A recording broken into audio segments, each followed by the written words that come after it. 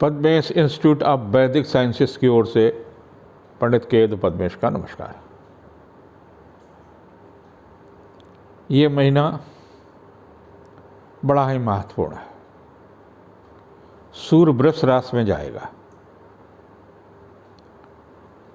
भारत की जो स्वतंत्र भारत है उसकी लग्न वृष है, लग्न में जाएगा। और भगवान शिव का जो प्रिय वाहन है वो नंदी है, वृष। शिव की आराधना भारत के कल्याण के लिए बहुत ही महत्वपूर्ण होगी। और गज केसरी योग, गुरु चंडाल योग, मंगल और शनि का खड़ाष्टक योग में होगा। महिलाओं का बहुत ही मजबूत और आस्थावान पर्व सत्यवान सावित्री का वट सावित्री व्रत यानी बरगदाही 19 को है। ये पर्व कई अर्थों में बहुत ही महत्वपूर्ण है। नारी सशक्तिकरण का सशक्त उदाहरण है। एक महिला जब अपने लक्ष्य के प्रति समर्पित हो जाती है तो मृत्यु भी पराजित हो जाती है। अप्राप्त की प्राप्त, जो कुछ भी उसके पास नहीं है उसको प्राप्त करने में सक्षम होता है। प्राप्त का संवर्धन यानी उसकी वृद्धि करती है, संवर्धन का संरक्षण और उसको संरक्षण भी करती है, और उसके बाद में समुचित वितरण। ये मनुष्य की सफलता का सूत्र है। और वो सूत्र सावित्री जी पर पूरी तरह से चरितार्थ होता है। एक कालखंड था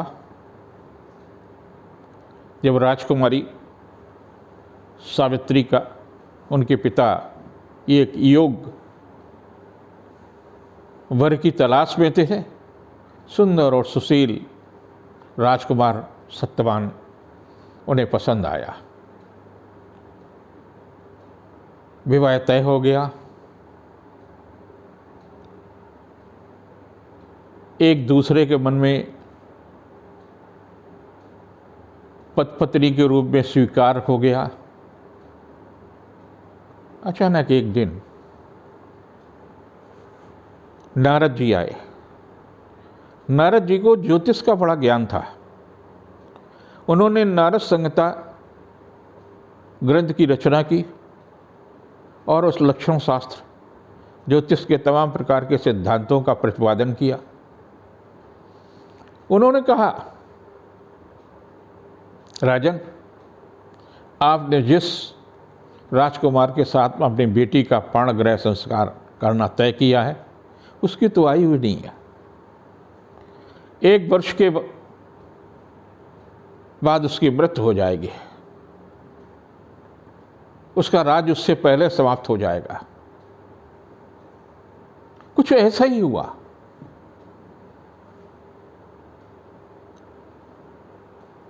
महाराज ने विवाह स्थगित करने का सोचा। कोई भी माँ बाप हो वो वही करता, लेकिन लक्ष्य के प्रति निष्ठा और आत्मविश्वास सावित्री में था। उन्होंने कहा कि अगर मेरे भाग्य में ऐसा ही है तो मैं जीवन में एक बार ही पति का वरण करूंगी, और देखते हैं कैसे उसे यमराज जी जो हैं मेरी जिंदगी से छीनते हैं। बेटी के आग्रह पर या जिद पर माता पिता ने विवाह कर दिया। राजकुमार के कि पिता के पास जो शासन था उसमें कुछ समस्याएं आई, शासन छोड़ना पड़ा, जंगल में चले गए। माता पिता, पति यानी सास ससुर और पति और शिव सत्यवान भोजन के लिए लकड़ियों के लेकर तोड़ने के लिए, तो उन दिनों में गैस तो हुआ नहीं करती थी, तो चूल्हे पर ही भगवती सीते ने भी चूल्हे पर लकड़ियाँ, जिसके लिए भगवान राम और लक्ष्मण जैसे लोगों ने लकड़ियाँ बीनी होंगी, ऐसे सत्यवान भी बीन करके ला रहे थे। वट वृक्ष के नीचे ये लोग रहते थे। सांप ने डस लिया, मूर्छित हो गए, गोद में लेकर के बैठ गए। यमराज से प्रार्थना करने लगी। यमराज प्रसन्न हो गए। उन्होंने बेटी मांगो वरदान। उन्होंने कहा कि मेरे सास ससुर जो अपाहिज हो गए हैं और जो राज से निकासित हो गए हैं, उनको स्वस्थ जीवन और उनका राज वापस हो। तथास्तु, ऐसा ही होगा। यमराज ने आशीर्वाद दिया और तुम पुत्रों की मां बनोगी। फिर यमराज जैसे लेकर के चलने लगे सत्यवान को, उन्होंने कहा प्रभु जब सत्यवान ही नहीं होंगे तो मैं मां कैसे बनूंगी। यमराज को लगा कि एक ही में मैं कुछ बड़ा आशीर्वाद दे गया, और उन्होंने उसको छोड़ दिया। कथानक ये आपको साबित करता कि अगर आपके अंदर इच्छा शक्ति, दृढ़ संकल्प और तप बल है, निष्ठा है, तो आप मृत्यु पर भी विजय प्राप्त कर सकते हैं। और तब से अमावस्या के दिन, जिस दिन उन्हें पुनर्जीवित करके सौभाग्य प्राप्त हुआ सावित्री को, अब इसमें प्रश्न 2-3 उत्पन्न होते हैं कि वट सावित्री बरगद ही क्यों चुना। प्राचीन मान्यता है कि बरगद के नीचे जो तप करता है वो तप फलीभूत होता है। संभवतः भगवान बुद्ध ने यही सोच करके ही वट वृक्ष के नीचे तपस्या की और ज्ञान को प्राप्त किया, और सिद्धार्थ से वो भगवान गौतम बुद्ध बन गए, जिन्हें सनातन धर्म में विष्णु का 10वां अवतार का दर्जा प्राप्त हुआ। कई ऐसे उदाहरण हैं जिससे वट वृक्ष की महिमा प्रभावित। कहा यह जाता है कि ब्रह्मा, विष्णु और भगवान शिव महेश वट वृक्ष के अलग अलग हिस्सों में उनका प्रभाव रहता है, लेकिन व्यवहारिक रूप में भी बहुत सारे जीनियस, जब भारत में सुविधाएं नहीं थी तो वट वृक्ष के नीचे पढ़ते थे और विश्वविद्यालय में या अपने क्षेत्र में प्रथम श्रेणी, प्रथम में स्थान प्राप्त करते थे। संभवतः कुछ न कुछ तो उससे निकलने वाली रश्मियों का प्रभाव कहीं न कहीं मस्तिष्क को प्रभावित करता है। यही कारण है कि पर्यावरण के लिए भी वट वृक्ष आयु अधिक होती है, लंबे समय तक वृक्ष रहता है। तो भारत की संस्कृति में वृक्ष को पुत्र की तरह से, अगर आपने वृक्ष को लगाया है तो एक पुत्र की तरह से आपने उसका पालन पोषण करें, और जो कर्म पुत्र करता है, यानी दाय संस्कार का कर्म करके और श्राद्ध कर्म करता है, और अगर वो पुत्र नहीं करता है तो जो आपने वृक्ष लगाया है, जब श्राद्ध पक्ष आता है उसमें पानी झरझर झरझर गिरता है तो तर्पण का कार्य करता है। ये हमारा ग्रंथ करता है। इसलिए वट वृक्ष जीवन में कम से कम 5 जरूर लगाइए। जहाँ मौका मिले, जिस स्थान पर मौका मिले, जिस तरह से भी मिले।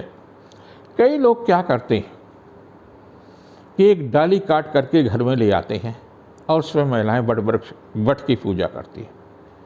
खंडित मूर्ति, जब आप भगवती की मूर्ति लगाते हैं, गणेश की मूर्ति लगाते हैं और अपने घर में पूजन करते हैं और खंडित हो जाती है तो उसको पूजन नहीं करते। तो आप खंडित वृक्ष को तोड़ करके लाते हैं तो उसका पूजन कैसे आपके लिए अच्छा होगा। तो कृपया करके जल्दी जाइए, सुबह जाइए, और उस दिन तो बहुत अच्छे से मुहूर्त है, गज केसरी योग है। यानी उस दिन आपने जो पूजन करेंगे, सच्चे मन से पूजन करेंगे तो आपकी प्रतिष्ठा बढ़ेगी। गज केसरी योग के साथ में गुरु चंडाल योग है, अर्थात आपके जीवन में जो चंडाल आएंगे, जो आपके जीवन दाम्पत्य जीवन को खराब करने का प्रयास करेंगे, आपको पति को बरगलाने की कोशिश करेंगे, उनको हरण करेंगे, उनका विनाश करेंगे, उनको नुकसान पहुंचाएंगे।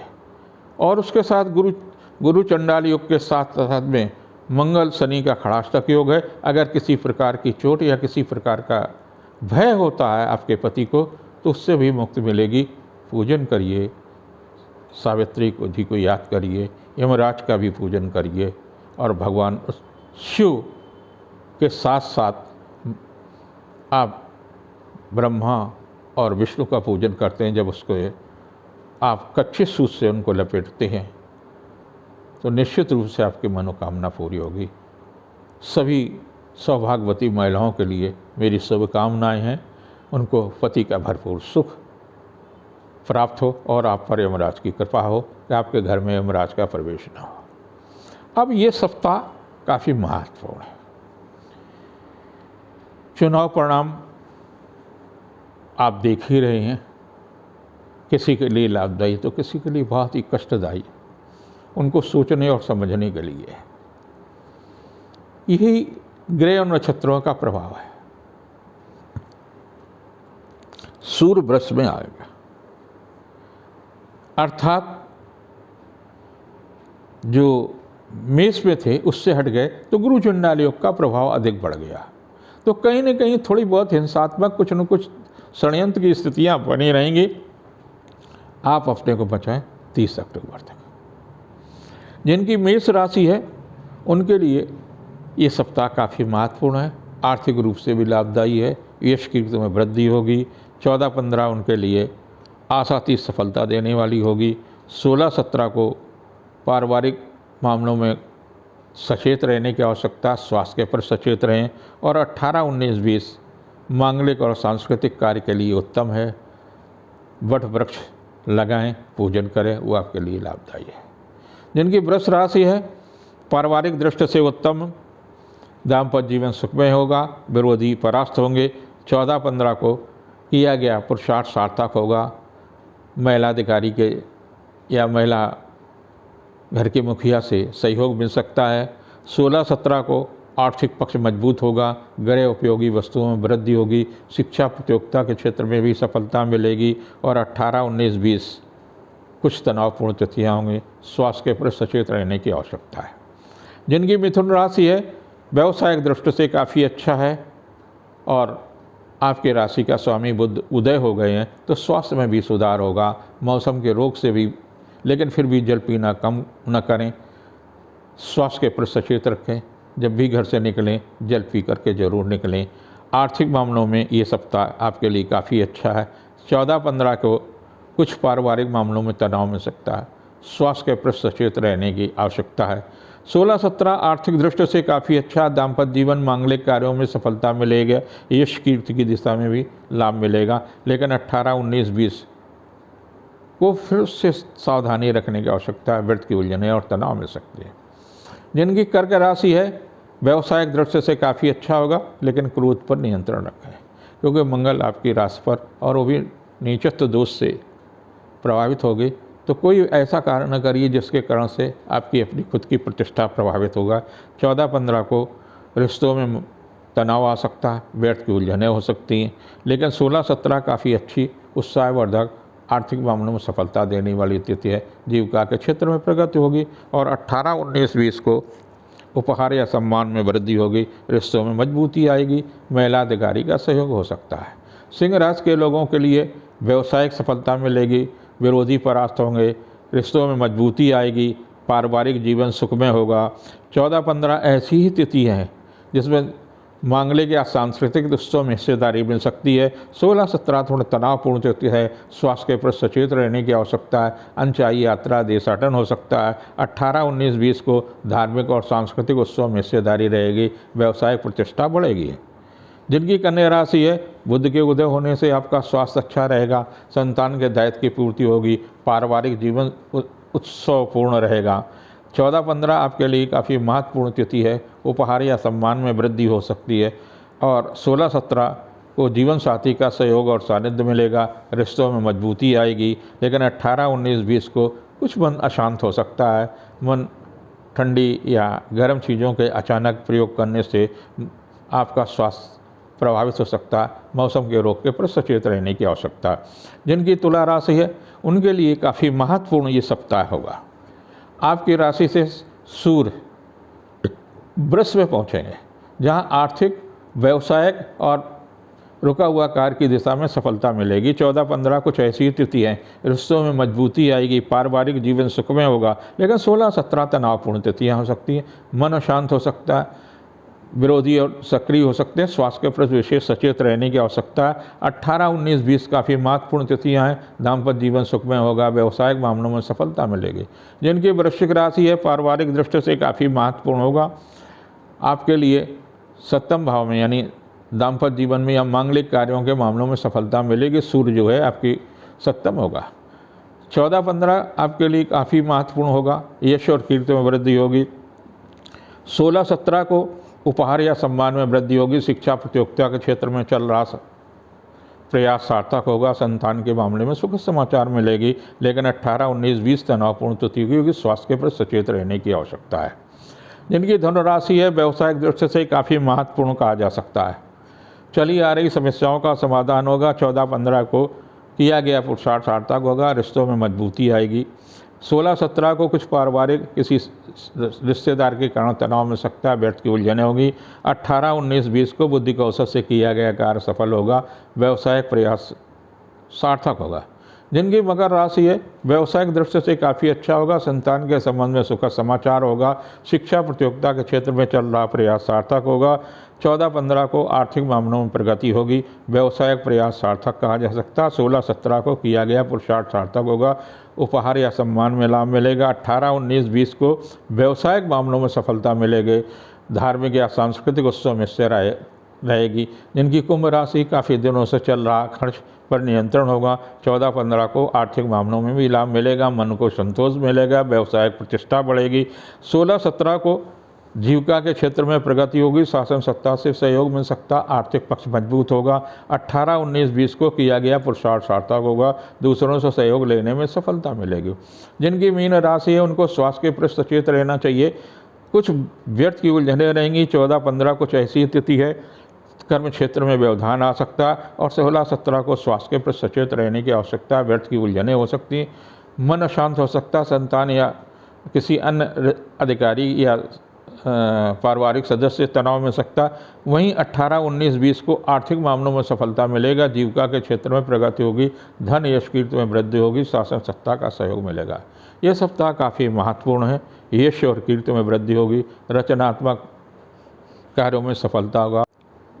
हनुमान जी मेरे आराध्य हैं, उनके आशीर्वाद से 13 मई को मेरे दाम्पत्य जीवन के कड़वे मीठे अनुभवों के साथ में 54 वर्ष पूर्ण किए हैं। ये सब कुछ ईश्वर यानी हनुमान जी की ही कृपा है। उन्हें मैं ईश्वर की समकक्ष मानता हूँ, यद्यपि वो देव हैं। उनकी ही कृपा है और उनकी ही कृपा मुझ पर रहे और मेरे जितने भी लोग हैं शुभेच्छ, उन पर भी हनुमान जी की कृपा रहे। जितने भी दर्शक, जितने भी हम लोग से किसी न किसी प्रत्यक्ष या प्रत्यक्ष रूप से जुड़े हैं उन पर भी उनकी कृपा रहे। मेरी आलोचना करने वालों पर भी हनुमान जी की कृपा रहे।